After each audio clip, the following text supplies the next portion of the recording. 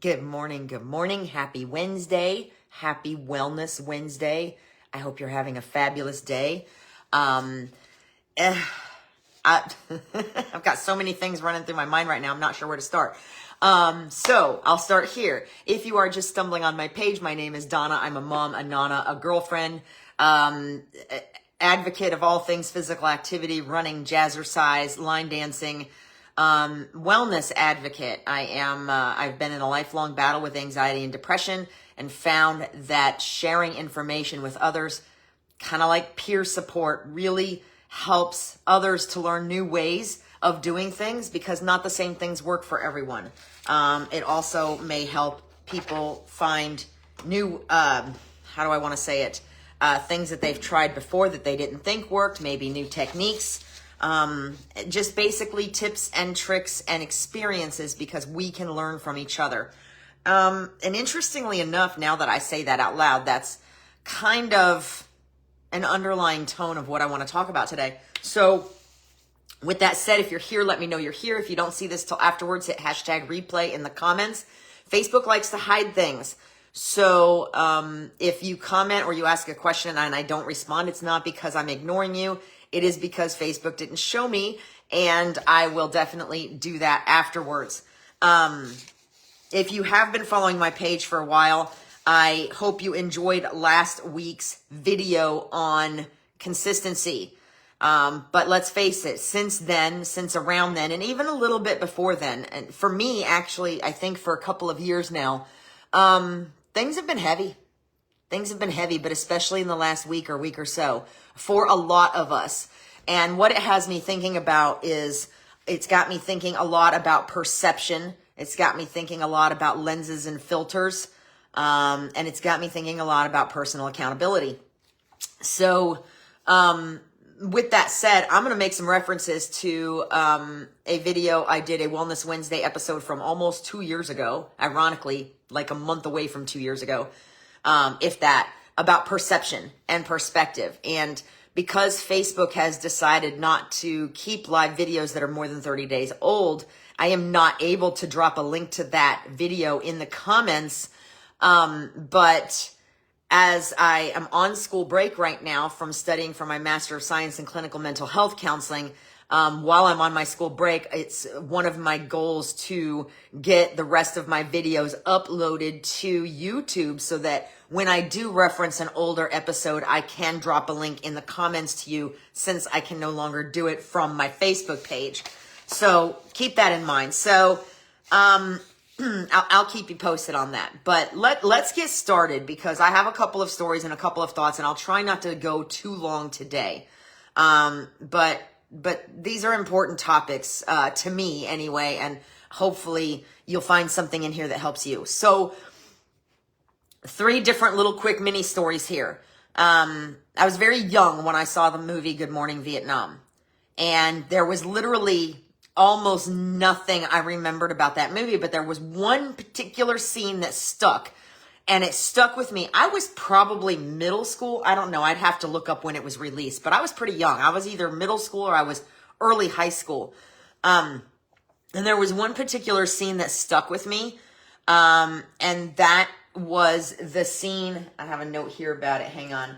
That was the scene where Robin Williams is anxious to report a real story about something that's happened.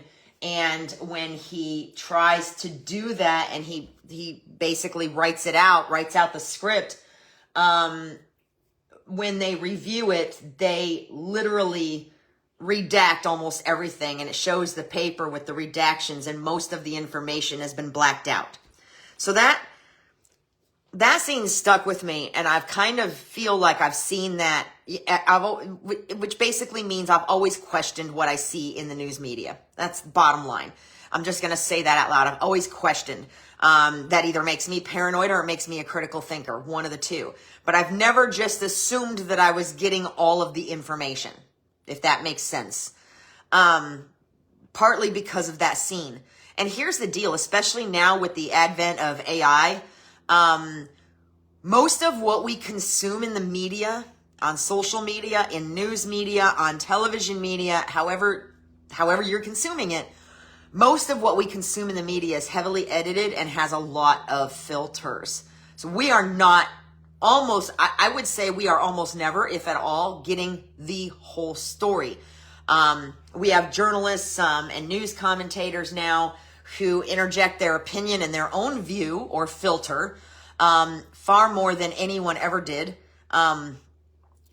They're not just reporting facts anymore. They're reporting facts with their opinions. And I guess depending on which side you ask, that's okay. We just have to remember as consumers of that information that everything is heavily edited, filters, even photos. On Facebook, we see videos, we see filters. And with the advent, especially with the advent of AI, we now find ourselves looking at photos and video clips more and more and going, is that real or is that AI?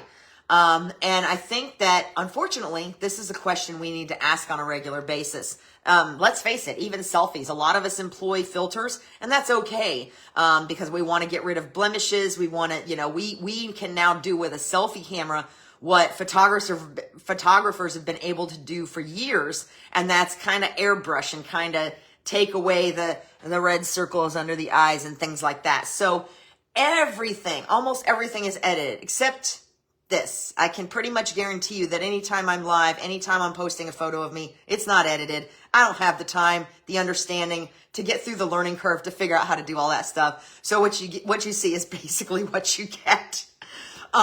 So I have been known to choose my words carefully and therefore maybe filter my words a little bit.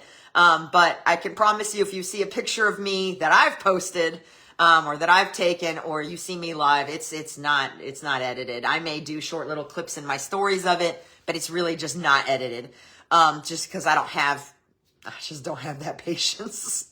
In any case, so like I said, especially with AI being front and center, almost everything we consume is edited or filtered in some form or fashion. It's either filtered through the lens of someone's opinion, or it's filtered in the way it looks. Something's been edited, something's been added, something's been taken out, whatever. You get the idea. So in 2015, so to add to this, so there's my thoughts on that movie, Good Morning Vietnam, and the particular piece that stuck for me. In 2015, when I was doing my bachelor's study, and you would think that with me being in grad school, I would not say this, but I will still say this. I wrote the hardest paper I've ever had to write to date. And the reason was because this paper required serious application, not just regurgitation. And that was probably the first one of that nature that I had encountered at the time. Now my papers definitely require application and not regurgitation, but it's more of a second nature to me now. This one was really, really difficult. And the irony was that the professor made it sound really scary. He's like, when you're done with this paper, if you want an A, you're going to make it sound like it's worthy of being published in a peer-reviewed journal. And now that I'm a grad school student, I go back and I read this paper. I pulled it the other day because I've been thinking a lot about it. So I pulled it out and printed it, and started reading it. And I was like, oh, this guy could have torn me up. My citations were terrible. My punctuation. Oh, look, there's an extra period. But I tried to remember to read back through it without that grad school critic in my head. And the bottom line is that he probably gave me the well done because of the content, not the format. But it definitely would have needed a lot of work for publication in a peer-reviewed journal. Let's just say that, just based on formatting alone. But in any case, I did pull it out. I did reread it. And the point of it was to apply a theory, choose a social problem and apply a theory, which is also a lens. A theory, any kind of theory, is a lens that we examine something through, to choose a social problem and apply a lens and analyze it and use that same theory to solve it. So again, application, not just regurgitation. And I was working on it during a major event at my career, at my job. And I'm pretty sure I've mentioned this paper before. And it was very, very stressful. And it was one of those where it was like an hour before it was due, I finally hit submit, and I was so exhausted and so convinced it was crap that I just shut the computer after I hit submit and cried for like 15 minutes because I was so stressed out. In any case, I didn't think the professor was going to originally accept my topic, because when I would Google social issues in the United States or social issues in the world, It was the one thing that never, ever came up on those lists. So I was scared that he wasn't even going to accept my topic when I presented it. And that topic was personal accountability. And that's really, really been on my mind lately, along with lenses and filters. He did accept the topic, which surprised me. And I still say, even though there's some rough transitions there and some punctuation errors and citation errors, I will say that the name of the paper was Personal Accountability, the Societal Elephant in the Room. And I think it's still very relevant today. It was actually really good and probably still to date my best paper, at least as far as concept and content. Anyway, a couple of key things that when I reread it the other day while I was getting ready for this, there were a couple key things that got my attention. In the intro paragraph of this paper, I wrote that a lack of personal accountability is the obvious common denominator in all of our social issues. It is the underlying factor that no one discusses and everyone treads carefully around. It is the proverbial elephant in the room, but on a societal level. I'm going to try not to get emotional today. So that was one of the first things in the paper that stuck out to me. And just real quick, I want to touch on, I mentioned in this paper Bandura's concept of modeling, and another angle of modeling called disinhibition phenomenon. And basically what it means, what it talks about is people will engage. Social modeling is concept of modeling is social learning. Basically, we learn from what we see others do.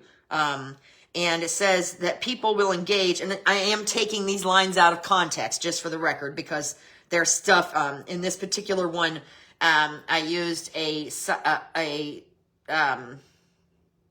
what's the word I'm looking for? A scholarly reference to someone who was talking about rioting as an example, suggesting that people will engage in behaviors that are outside of their personal norm when they see a model or a group of people behaving in that manner and not getting repercussions. So this likens the disinhibition phenomenon to the everybody's doing it mentality. So I was like, that was a little bit ahead of its time, huh? And maybe not. I mean, we've been dealing with these issues for years. They're just really starting to come to a head, right? And then the last thing that stood out to me in this paper was that human beings have the ability to be the final deciding factor on how they will behave. And that's, again, the paper was about personal accountability, being the underlying factor in all of our current social issues. This was 10 years ago, still relevant today. But neuroscience backs this up, y'all. The research on neuroplasticity confirms that regardless of our environmental, genetic, social, any of those influences, any of those filters, we have the unique ability as humans, our brains are made to be able to uniquely change and rewire so that we can ultimately, we have that ability of cognition that a lot of other creatures do not have. So there's that. And then the third thing I got to thinking about in the process of all of this was from October 2023, my perception perspective episode. And my biggest takeaways were that as a child, everything seems really big. So this is an example of perception. And I never believed that. I always heard that, but I never believed that till I went back to Michigan for the first time in 26 years. And that was the first time I saw real proof of how much bigger everything looks. Because I thought I lived in BFE. I'm not going to explain what that means, but I thought I lived out in no man's land, okay? When I turned on the road to go to my old house, it was 3.1 miles away, and I looked at the GPS and I went, that can't be right. That's a 5K. I can run that in 30 minutes. There's no way it's that close. And as such, blew by the house because even though the GPS was telling me to stop, I didn't believe it until I saw the road just past my house and went, oh my gosh, this really is where it's at. So perception really is everything. And it changes as we grow in age. And it changes as we do mindset work, as we and as we learn new things. So the other thing that stuck out to me from that episode was my own admission, which was that I used to believe there were three sides to every story: mine, the other person's, and the truth. And I could easily buy into the no truth argument because short of a video recording, pay attention, every truth is still subject to someone's interpretation. But I have to tell you that now, again, with editing tools and AI, I struggle to even buy into a video recording anymore. It's very difficult for me. I have to see consistent things that back it up. So anyway, these are the things that have been on my mind. So how do these fit together? Let's talk about how these fit together. Basically, we all have personal filters.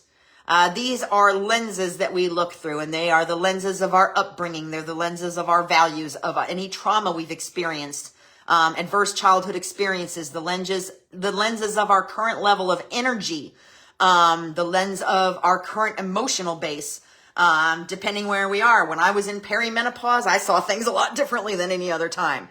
You know what I mean? So we have several lenses, personal filters that we are looking at everything through every single day.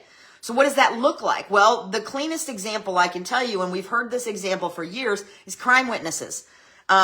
So in October 2023, I used an example of a robbery. And it was a story about Paul and Sylvia. They were both victims of this robbery in some form or fashion, but they both saw completely different things. And here's why. Because Sylvia had fashion design interests. So she was laser focused, and her husband wore similar shirts to the guy that robbed the store. So what she was focused on, laser focused on, what stood out to her because it was salient and important to her because of her filters, was what he was wearing. So she was able to give a very detailed description of the shirt he was wearing, but not a whole lot else. Very detailed description of the shirt he was wearing, the pants he was wearing, very detailed description of his clothes. Couldn't tell you much else about him. Whereas Paul, who watched the robber point a firearm at his friend, was laser focused on the firearm because his uncle had one exactly like it. And so that was salient to him because of his filters. That's what he focused on. He was able to give a very, very clear description of the gun, but couldn't tell you what the guy was wearing. So this kind of thing happens all the time, not just in crimes. It happens in family arguments at home, between parents and teenagers, between wives and husbands, spouses, partners, whatever. Brothers and sisters. This kind of arguing happens all the time. This kind of catalyst for argument happens all the time because we are all looking through different filters. So we have the same problem with social media. We are seeing clips and we are seeing quotes and we are seeing videos, and some of them may be AI and some of them may not be AI. And things are taken out of context. So everything is filtered. And that's just our own filters that we're looking through before you even get started on any kind of media editing tools, AI, anything like that, okay? So just keep that in mind.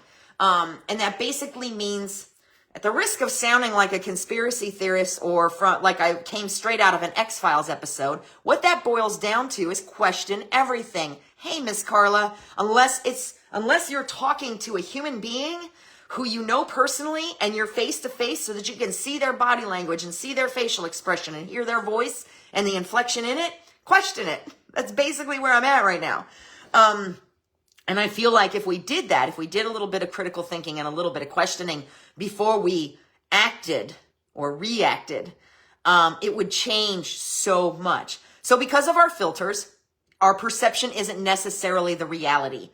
It is our individual reality. And I would never try to take that from anybody. It is our individual reality.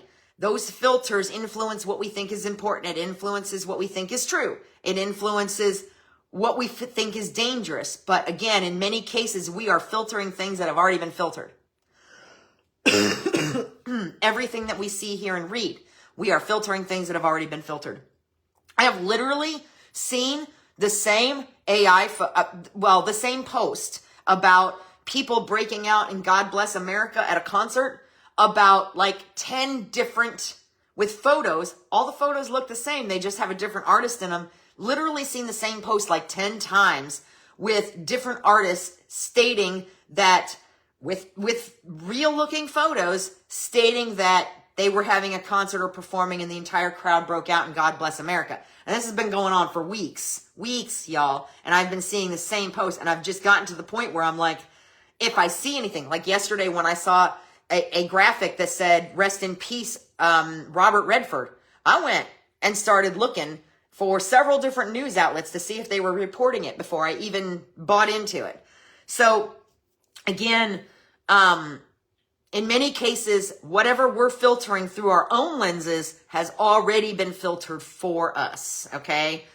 We need to keep that in mind. So here's what happens when we react to these. Here's the wellness angle. When we react with these lenses, we stop listening.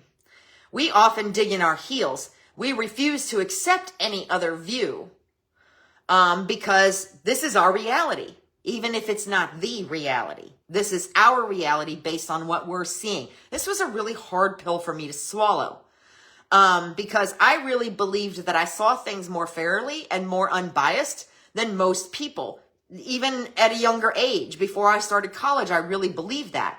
But as I get older and the more I see and hear and the more I see how my views change and my lenses change and affect how I view things, I see that our reality is definitely not necessarily the reality. So when we react with these lenses, we stop listening, we dig in our heels, and we refuse to accept any other view.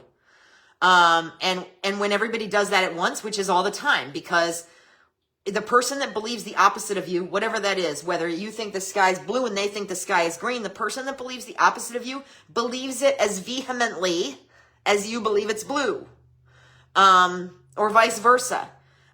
So when we dig in and we refuse to accept any other view and everybody digs in and does that at once, what do we get? We get a shouting match. Whether it's virtual, in person, in the home, whatever, we get a shouting match where no one is listening. It is nothing but chaos, misunderstanding, and hate, all built on things that may not be accurate or even true. Scary, isn't it? Scary. Very true for us based on whatever we saw, whatever filter we were looking through. But again, chances are that 90% of the information that we consume is heavily filtered before it even gets to us. And then we're applying our own. So your first, a classmate of mine a couple of terms ago, I want to say in my group counseling term, made a comment that to me was profound. In one of our sessions, she said, your first reaction is your conditioned response. That's the filtered response. And the second is generally the correct one. What does that mean? Let's break it down. Because I had to be like, okay, can you break that down for me a little bit? Because I kind of got it, but I was struggling to wrap my mind around it. So you generally assume your first thought, your first response, your gut reaction, if you will, is your best thought. Rarely. It's your reflex. It's your knee-jerk, automatic, emotional response. Hi, Miss Carla. I see you saying that's scary, but I'm not really 100% sure what you're referring to. So a lot of it's scary. So your first thought is your reflex, knee-jerk, automatic, emotional, comes from survival wiring. What's survival wiring? We've talked about this before. Fight, flight, freeze, or fawn. Okay, we know that. And it's shaped by our unique culture. It's shaped by how we grew up. I've talked about this before. In the area where I grew up, we had haves and have-nots. There were those of us that were really, really poor and didn't have a whole lot and were living on welfare and gardens, and I was a lot richer at the time than I thought I was, but that's a story for another day. And there were those that had all kinds of money that had the name brand clothes. Mine were coming from garage sales. Theirs were coming from the fancy stores. So in my mind and in my filter, and I've carried this into adulthood, and it's something I've been working really hard on, in my mind, and those people bullied me. They made fun of me because of my clothes, because of everything. So what was my filter? My filter was that money was bad. That money was evil. And we've been taught that a lot. That's a filter that's been used on money for a very long time from a lot of different sources. The truth of the matter is money doesn't have to be bad as long as you're not obsessed with it. And money can be a tool for good. So this is what I mean. So our first thought, our first reaction, good morning, Miss Danielle. Our first reaction, that's the knee-jerk, automatic, emotional, comes from survival wiring, shaped by our unique culture, background, upbringing, experiences, okay? The second reaction, the response, this is the responsibility. This is the accountability part. This is where we've paused for a minute, or we've reacted and then we've waited for a little bit and we've started to go, oh, and we've started to unpack things, right? And this is our thoughtful, intentional, post-pause, taps into our ability to reason, our values, our empathy, and our compassion, and our accountability. So neuroscience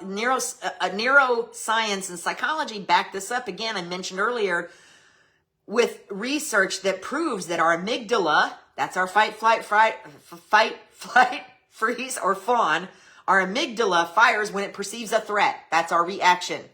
A threat to our values, a threat to our beliefs, a threat to whatever we've learned, whatever we think, a threat to our reality. Our amygdala fires and we react. And then the prefrontal cortex, which takes a little bit longer to kick in, that's our logic and our regulation. And that's where the response is. That's where the more logical response that's less reactive, less emotional, less guttural responses. So those first thoughts, those reflex, knee-jerk, automatic emotional reactions, they served us well. They served our ancestors well when we were living in survival mode all of the time. And in some situations, they may still serve us well, but that response, that backup, pause, breathe response that uses logic and regulation, that's the one we want most of the time. Most of the time, that's not the one we're using. So again, how many people, so to wrap this section up, how does it feel together? How does it fit together? How many people have you seen, heard, read about, whatever, who say their lives improved immensely when they stopped focusing on what everyone else was doing, saying, etc., and started working on themselves instead? Here's where we get into that accountability side. Generally, it's because they shut off the external noise. They recognized that everything they were seeing, hearing, exposed to, etc., was filtered, either by themselves or by someone else or both. They stopped pointing fingers of blame and started taking responsibility for their own actions, asking, how can I be better? Generally, that looks a lot like a retreat in some form or fashion, and I've retreated myself before to work on myself. And the bottom line here is when we focus on how we can be better, how we can react better, how we can respond better, that's where real change starts to happen. And that's where that social learning I talked about in the beginning, if we are all pausing before we react and we're responding and we're learning and we're working on how we can change for the better, then it's going to take a while, because it took a while for us to get to this point where nobody's accountable for anything. But we can model accountability for the future. We can model that change. The best place to start with is at home with our friends, our family, and our children, grandchildren, whatever. So that's how I know that at least every other day I hear about a success story, either from someone I know or a celebrity or someone considered to be successful. And one of the things they talk about is retreating and working on themselves and changing their mindset, changing their perspective. And that changed everything. And that has a ripple effect. But we have to get it started, right? So what happens is we find ourselves in a state of constant outrage. And it spikes our stress levels and it spikes our likelihood for anxiety, our depression, the symptoms, etc. We spend time internalizing and blame shifting when that actually disempowers us. Whereas personal accountability restores our sense of agency when we're focusing. And I know you guys have heard me talk about this before, and I know it's cliche, but it's true. And I've experienced it for myself. When we focus on what we can control, we restore our sense of agency. It is basically the difference between feeling helpless and feeling like you can actually do something to impact change. But it starts with us. It starts with personal accountability. It starts with saying, nope, I'm not going to comment on that today. Or nope, that doesn't look quite right. I think I'm going to go research that first before I buy into that. Or hey, you know what? I'm tired. I didn't eat much today. maybe everything looks like a personal attack because I'm a little cranky and I need some sleep and some food. So again, those filters are super important. And when we recognize that they're there, we have the ability to take accountability for adjusting them, removing them, whatever. So again, it's the difference between feeling helpless and feeling like you can do something. When we own our perception and our response, that's a wellness practice. Owning our perception and owning our responses and our reactions is a wellness practice. It basically boils down to being mindful. And if we are concerned with what we're seeing, what we're hearing, whether it's at home, whether it's at school, whether it's at a community meeting, whether it's nationwide, if we are concerned with what we're seeing, we need to change how we respond, and we need to model that change. I don't know if I said good morning, Danielle, but good morning. So here's the steps we can take. Pause and check the filters. Before reacting, ask ourselves, is this factor filtered? Does this look right? Could this be AI? This sounds like it was taken out of context. I need more context. I've done that several times over the past few weeks. I've actually been doing that for quite a while, but more so in the past few weeks. Like I said, the Robert Redford graphic that I saw that he passed away yesterday, I've been doing this with celebrities for months now because so often it's been a hoax that I'm on Google, I'm like, Robert Redford. And then I wait and see how many news outlets pop up with the same information before I'm like, okay, that's sad, he passed away. So you see what I'm saying? Literally, like I said, I sound like I'm coming right out of an X-Files episode here. Trust no one, trust nothing. Because again, everything is filtered. Yes, owning our responsibility, Carla, it's huge. So pause and check the filters. Before we react, ask if it's factor filtered. If we don't know, maybe we shouldn't weigh in. That's a novel idea, right? I often don't weigh in on things. I definitely don't even get into the political arena. I don't get into the religion arena because I don't know enough outside of my own experience to open my mouth. So you won't see me commenting on a lot of things. And yes, there are some times where I have to be like, nope, I'm going to walk away from that. I've talked about this before. I get an email that hits me the wrong way and I'm like, nope, I'm going to walk away from that and I'm going to stew on that for a while and we'll go back to it. Because I don't want to react. I want to be in control of my response and make sure, because I tend to skim through things, make sure I'm getting all the information, make sure I go back and read it a couple of times. Make sure I just wasn't pissy because I woke up first thing in the morning and found this email, which I don't do anymore, by the way. So we need to ask if it's factor filtered. We need to seek other lenses, find a perspective outside of our own echo chamber. Hey, Miss Kayla, outside of our own echo chamber, to bounce it off of. Whether that means researching, during one episode, we talked a little bit about something called reverse brainstorming. So what this might look like is, this is what I believe. What's the opposite of what I believe? And now I'm going to go research that. Listen, I wrote a paper once on addiction. Speaking of papers, since we're on that subject today, I wrote a paper once on addiction. And I was out to prove, I was just sure that people who were able to kick addictive habits with very little trouble were just more intelligent. That was my thought process. They were just more intelligent. That it had to have something to do with intelligence level. And so I went to research that, and you know what I found? Very little evidence that it had to do with intelligence. And that was by accident. It's not because I was researching the opposite of what I believed, but I was researching objectively. I wasn't only paying attention to links that proved me right. Make sense?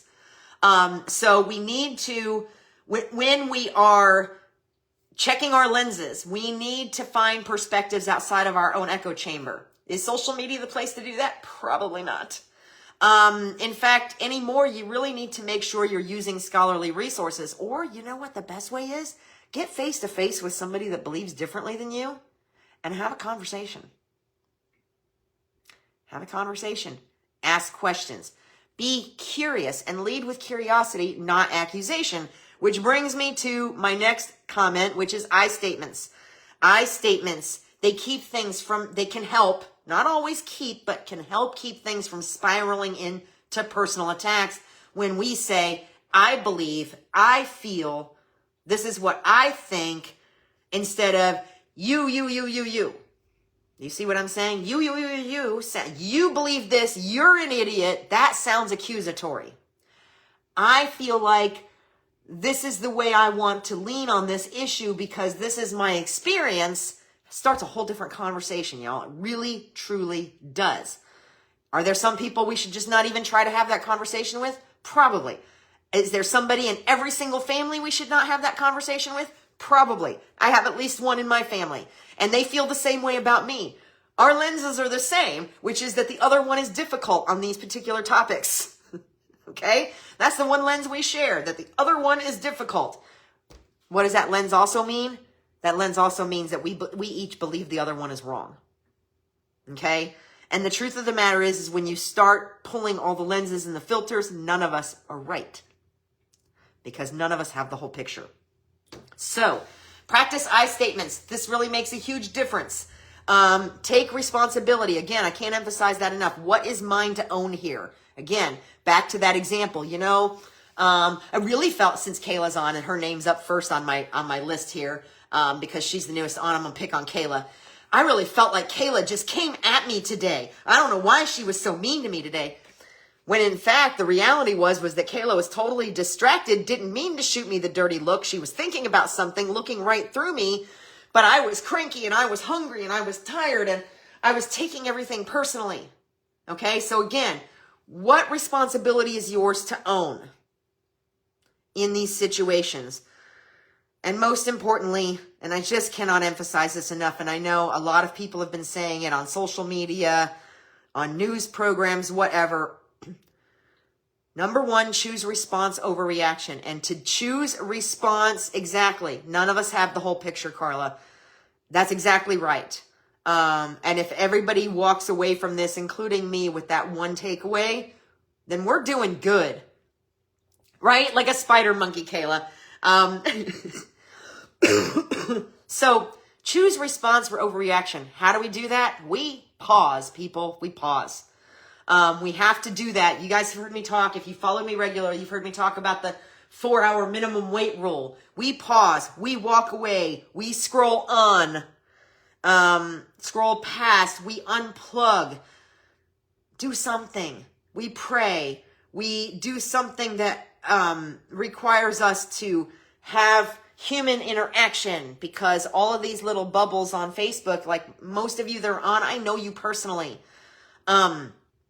But sometimes even still, having a face-to-face conversation and seeing someone in person is a completely different experience than interacting online. So have human interaction. Go into the garden, walk into the woods, unplug, turn off the news. Realize, even if you're watching it, that everything you're getting is filtered before you even get to filter it.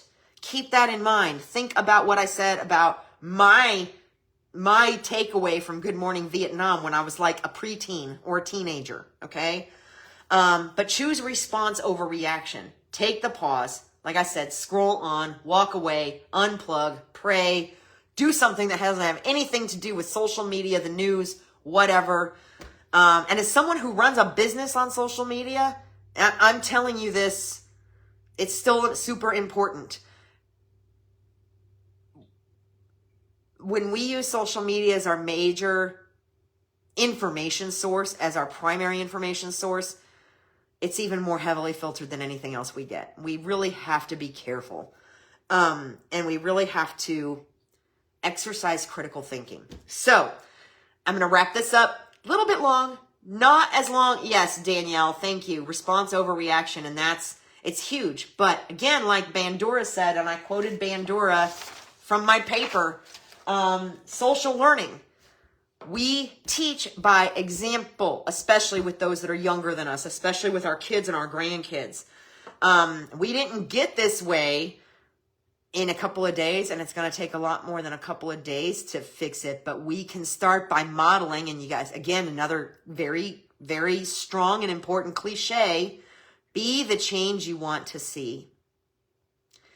And social learning is a real thing. And the more we model as a whole, the more each one of us models the right behavior, the more we as a whole model the right behavior. So we just have to decide what we think that right behavior is, and then act it and be it. So I want you to remember these things. Your perception is very real for you. Your perception is very real, but it is through specific lenses that are specific to you, and it is not the whole truth. Just like every person that has $1 million in the bank is not evil, which is how that was my, like I said, my have and have not filter. Not everybody in the world that has money is evil. Evil can be not evil. Money can be a tool for good. And I've got a lot of those that I've had to work on my whole life. A lot of filters that are based on the way I grew up. And again, I cannot emphasize enough, your perception is very real for you, but it is not the whole truth. Does that mean we need to be like, I can't trust myself? No, not any more than we should be like, I can't trust you. What we need to be is we need to be open to listening. Doesn't mean we have to change our minds, but we need to be open to listening. We need to be open to different information besides what we currently have. Every filter affects what we see and perceive. Bottom line, change starts with us.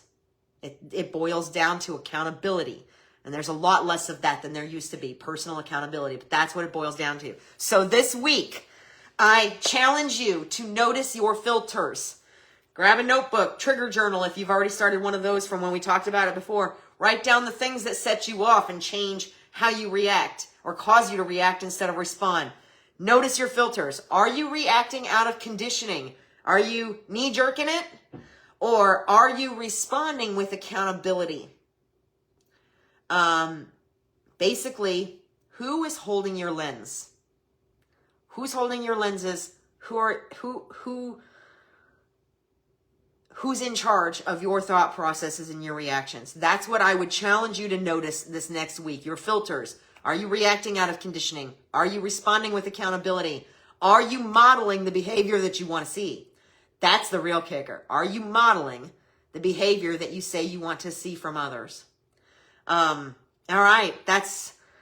Listen, without going down a major rabbit hole, that's as best as I can do today. I hope that some of what I made sense. If you came in late, please feel free. You're missing a lot of context, and that's really important right now. So go back to the beginning and watch when you get a chance. This video will be here for a month until Facebook deletes it. I'll drop last week's video link for consistency in the comments, and I hope you found this helpful. If you did, and you think someone else will, please share. Until next week, when we're going to talk a little bit about fall and its symbolism, and what it means for us as we grow and change and become more accountable. All right. In the meantime, have a fabulous week. Remember the challenge. Report back to me. You can shoot me a message, drop a comment, wait till next week and tell me what you found when you started noticing your filters. And in the meantime, be well. Hey.